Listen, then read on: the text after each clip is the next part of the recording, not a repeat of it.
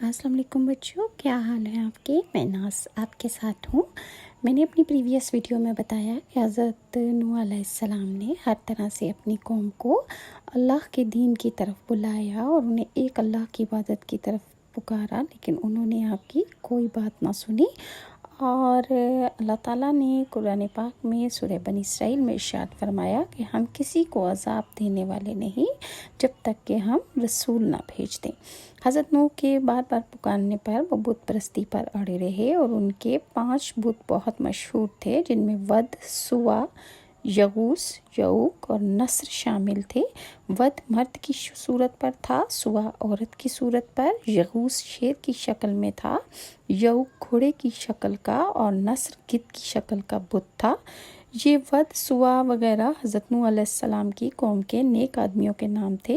جب وہ وفات پا گئے تو شیطان نے ان کے دلوں میں یہ بات ڈالی کہ جن جگہوں پر وہ اللہ والے بیٹھا کرتے تھے وہاں ان کے مجسمے بنا کر رکھ دو، ان بتوں کے نام بھی ان نیک لوگوں کے نام پر ہی رکھ دو۔ لوگوں نے عقیدت کے طور پر ایسا کر دیا، لیکن ان کی پوجا نہیں کرتے تھے۔ جب وہ لوگ دنیا سے چلے گئے اور علم بھی کم ہو گیا تو ان کے جسموں کی پوجا ہونے لگی۔ حضرت محمد بن کعب فرماتے ہیں کہ ود، سوا وغیرہ حضرت آدم علیہ السلام کے بیٹوں کے نام تھے۔ یہ بہت عبادت گزار تھے۔ جب ان کا انتقال ہو گیا تو لوگ غمزدہ ہو گئے، تو شیطان نے ان لوگوں کو بہلا کر کہ ان کی تصویریں بنا دیتا ہوں، انہیں دیکھ کر تمہیں سکون میسر ہوگا، اور ان کی تصویریں بنا کر مسجد کے کونے میں رکھ دی۔ پھر ایک وقت ایسا آیا کہ لوگوں نے اللہ کی عبادت چھوڑ کر ان کی پوجا شروع کر دی، یہاں تک کہ اللہ نے حضرت نوح کو بھیجا، جنہوں نے ان لوگوں کو اللہ کی وحدانیت اور عبادت کی دعوت دی۔ بعض مفسرین کے نزدیک حضرت نوح علیہ السلام کی قوم سے یہ بت منتقل ہو کر عرب پہنچے۔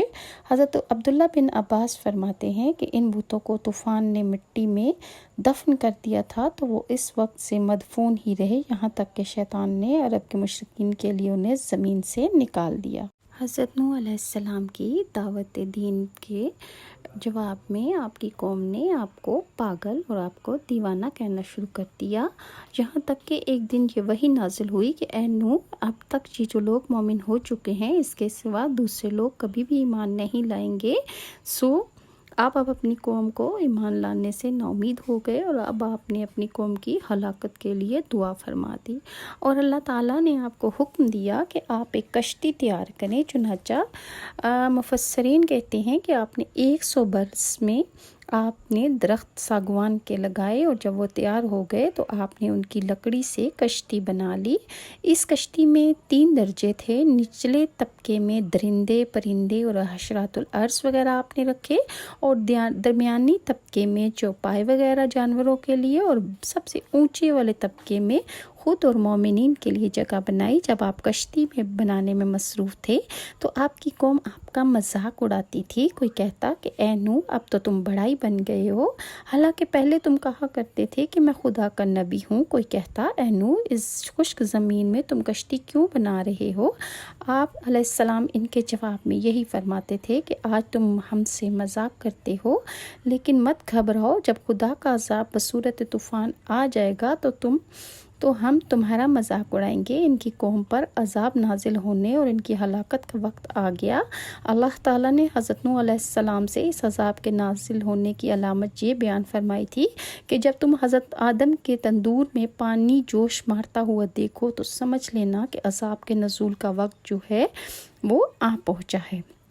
حضرت نوح علیہ السلام کے اہل خانہ کے یہ کل 7 افراد تھے، ان میں آپ کے 3 بیٹے تھے، اور وہ لوگ جو حضرت نوح علیہ السلام پر ایمان لائے، آپ کی 3 بیٹے اور آپ کی بہویں اور آپ کے اہل خانہ میں سے تھیں، اور باقی جو دوسرے افراد تھے جو ایمان لائے وہ تقریباً 80 تھے، اور صحیح تعداد تو اللہ ہی جانتا ہے۔ جب حضرت نوح علیہ السلام کی قوم پر عذاب آیا تو آسمان سے زبردست بارش برسی، اور یہ لگاتار 40 دن برستی رہی۔ پانی پہاڑوں سے اونچا ہو گیا، یہاں تک کہ ہر چیز اس میں ڈوب گئی۔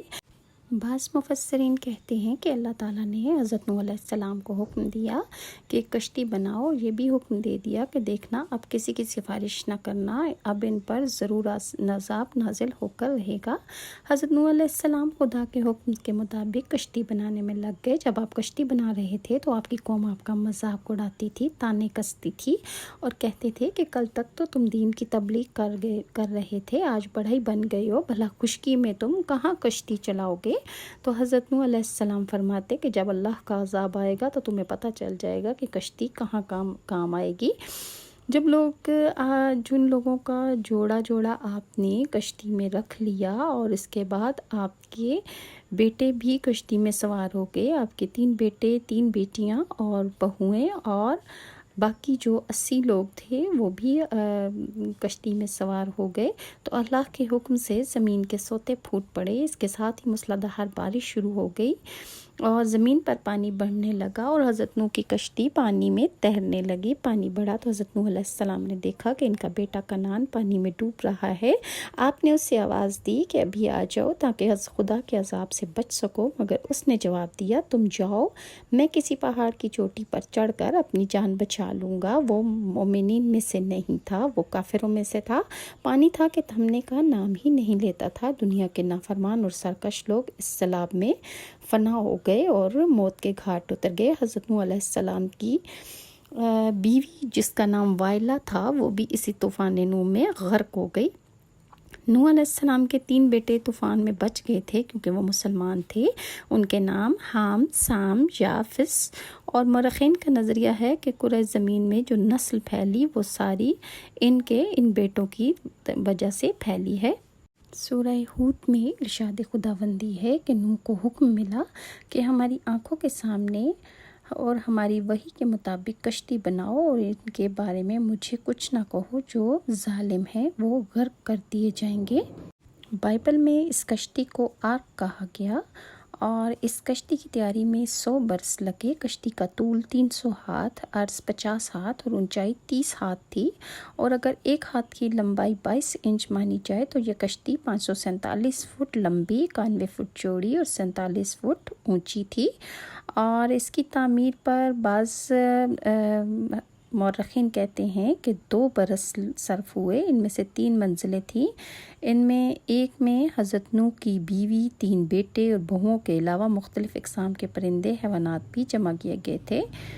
जब ये तूफ़ान शुरू हुआ तो इसने एक ही मिनट में सारे इलाके को अपनी लपेट में ले लिया। ये तूफ़ान मुसलसल 40 दिन तक जारी रहा और कई माह तक कश्ती समुद्र में बहती रही और आखिर 7 माह बाद कोहे अरारत से जा लगी। जूदी पहाड़ पर इस कश्ती ने रुकना था और अल्लाह के हुक्म से वहाँ जाकर रुक गई।